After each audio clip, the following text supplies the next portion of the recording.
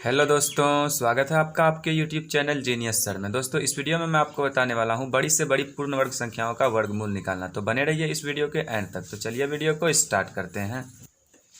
तो यहाँ पे दोस्तों हमने एक नंबर लिया है जो कि है 1,05,625। दोस्तों यह एक पूर्ण वर्ग संख्या है। हमें इस पूर्ण वर्ग संख्या का वर्गमूल निकालना है भाग विधि से। तो देखिए दोस्तों, आप भाग विधि से इस संख्या का किस तरह से वर्गमूल निकाल सकते हैं। तो सबसे पहले दोस्तों हमारा जो क्वेश्चन है हम उसको लिख लेते हैं। ठीक है, हमारा है 10, जो भी नंबर लिखा हुआ है हम उस नंबर को पहले लिख लेते हैं जिसका हमें वर्गमूल निकालना है। ठीक है, तो 10, 56, 25।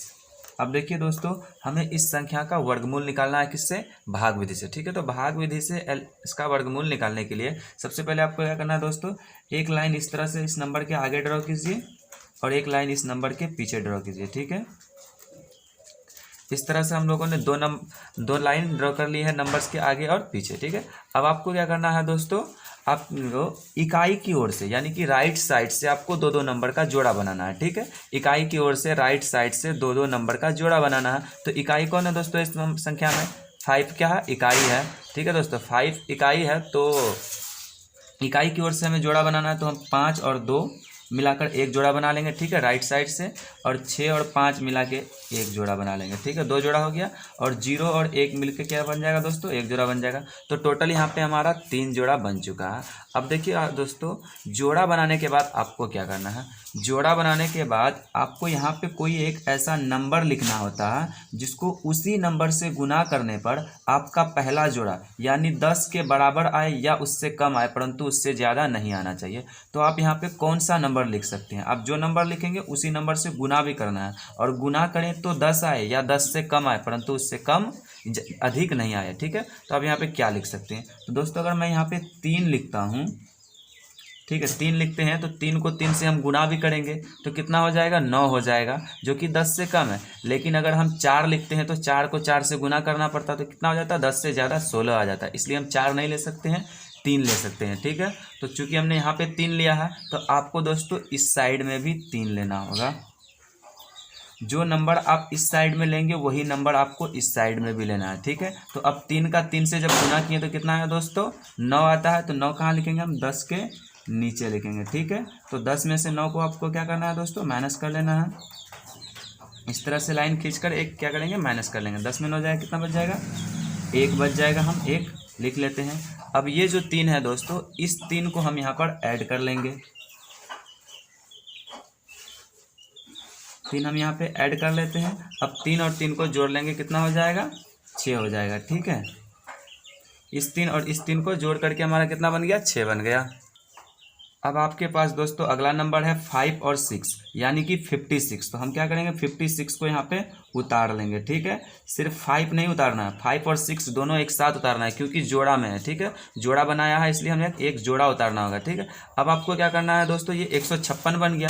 तो अब आपको यहाँ पे 6 के आगे कोई ऐसा नंबर लिखना है जिसको उसी नंबर से गुना करने पर 156 आए या उससे कम आए, परंतु उससे ज़्यादा नहीं आना चाहिए। ठीक है, तो जैसे यहाँ पे 6 है तो 6 के आगे हम कौन सा नंबर डाल सकते हैं? ठीक है, जैसे यहाँ 6 है, इसके आगे अगर हम 1 डालते हैं तो इस टोटल नंबर पे 1 से आपको गुना भी करना है। ठीक है, उसी तरह से आप कौन सा नंबर डाल सकते हैं दोस्तों? आप यहाँ पे अगर देखिए पहले से क्या है, 6 मौजूद था, हमने क्या किया यहाँ पे 2 डाल दिया। ठीक है, तो अब इस टोटल नंबर में 2 से आपको मल्टीप्लाई भी करना है। ठीक है दोस्तों, तो 62 दूना कितना हो जाएगा? 124 हो जाएगा। ठीक है, तो हम कितना बेर में लेंगे? 2 बेर में लेंगे। अगर 3 बेर यहाँ पे 3 डालते हैं तो 3 बेर में ज़्यादा आ जाता है। ठीक है, तो आप यहाँ पे क्या डालिए दोस्तों? 2 डालिए। ठीक है, 2 डालने पर 124 हो जाता है। अब चूंकि हमने यहाँ पे 2 लिखा है तो आपको इस ओर भी 2 लेना होगा। ठीक है, जो नंबर आप यहाँ लेते हैं वही नंबर आपको यहाँ पर भी लेना है। ठीक है, तो 62 दूना कितना होता है दोस्तों? 124 हो रहा। 124 को हम इस 156 के नीचे लिख देते हैं। ठीक है, अब आपको इसको माइनस कर लेना है। 156 में 24 को माइनस कर देते हैं। 124 को 6 में 4 जाएगा 2, 5 में 2 जाएगा 3, और 1 में 1 जाएगा क्रॉस। ठीक है दोस्तों, कुछ नहीं बचा। अब देखिए ये वाला 2 को हम क्या करेंगे? फिर से यहाँ पर ऐड कर लेंगे। ठीक है, तो 2 को हम यहाँ पे ऐड कर लेते हैं। 62 और 2 कितना हो जाता है दोस्तों? 64 हो जाता है। ठीक है, तो हम 64 यहाँ पे लिख लेते हैं। ठीक है, इस लाइन को थोड़ा हम बढ़ा लेते हैं। अब देखिए हमारे पास अगला जोड़ा कौन सा है दोस्तों? 5 और 6 को उतार लिए थे, अब 2 और 5 बचा है। ठीक है, तो 2 और 5 को हम एक साथ उतार लेंगे। ठीक है, एक नंबर नहीं उतारना है, एक जोड़ा उतारना है। जब भी उतारना है एक जोड़ा उतारना है। अब देखिए दोस्तों, यहाँ पे 64 है, 64 है। अब 64 के आगे आप कौन सा नंबर डाल देंगे कि यहाँ पे बनने वाला नंबर को उस नंबर से मल्टीप्लाई करें तो हमारा 3225 आ जाए। ठीक है, तो देखिए दोस्तों, पहले से कितना है हमारा 64 यहाँ पे मौजूद है। ठीक है, 64 क्या हमारा मौजूद है।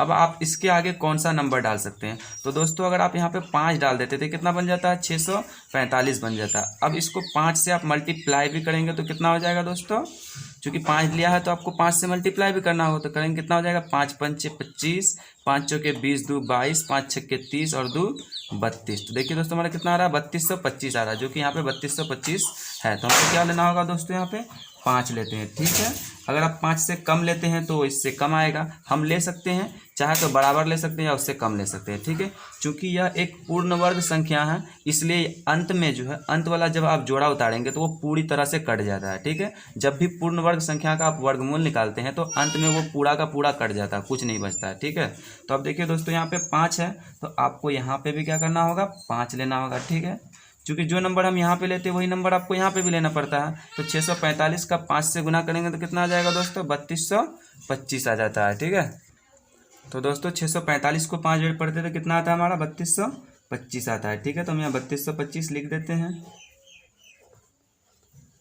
अब देखिए दोस्तों, इसको हम क्या करेंगे, माइनस कर लेंगे। माइनस कर लेंगे तो कितना हो जाएगा, 5 में 5 जाएगा क्रॉस, 2 में 2 जाएगा क्रॉस, 2 में 2 जाएगा क्रॉस और 3 में 3 जाएगा क्रॉस। तो ठीक है दोस्तों, अब देखिए अंतिम वाला जोड़ा हमने उतार दिया और काटे तो कितना आ गया, पूरा का पूरा हमारा कट चुका है, क्योंकि यह एक पूर्ण वर्ग संख्या है। और जब भी आप पूर्ण वर्ग संख्याओं का वर्गमूल निकालते हैं तो वो अंत में अंतिम वाले जोड़ा को सॉल्व करने के बाद पूरा पूरा कट जाता है, कुछ नहीं बचता है। तो आंसर हमारा 325 निकल के आ जाता है। ठीक है दोस्तों, यही 1,05,625 का जो वर्गमूल है दोस्तों वो कितना है, 325 है। ठीक है, तो अब क्या करते हैं दोस्तों, हमें जिस नंबर का हम वर्गमूल निकालते हैं उस नंबर को रूट के अंदर लिखते हैं। तो देखिए दोस्तों, हमारा कितना था, 1,05,625। तो हम इसको रूट के अंदर डाल देते हैं, रूट अंडर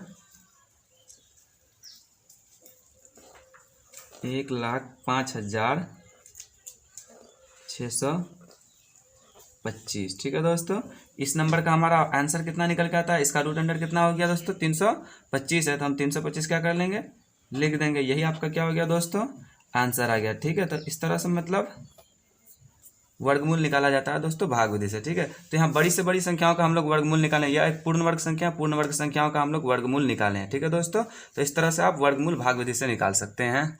तो दोस्तों आज दिवाली भी है, दिवाली के पटाखे आपको वीडियो में सुनाई दे ही रहे होंगे।